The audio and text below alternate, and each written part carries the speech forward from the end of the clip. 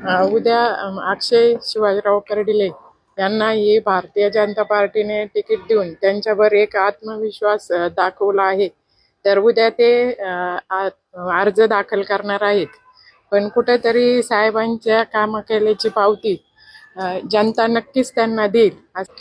साहेबांनी म्हणजे साहेबांचं जीवन हे लोकांसाठीच होतं आणि त्यांनी राहुरी असो, पाथर्डी असो किंवा जीवर भागात अनेक मोठ्या प्रमाणात विकास कामे केली आहेत. आणि आज पण कुठेतरी आम्ही पण 2-3 वेळेस त्या ठिकाणी जाऊन आले.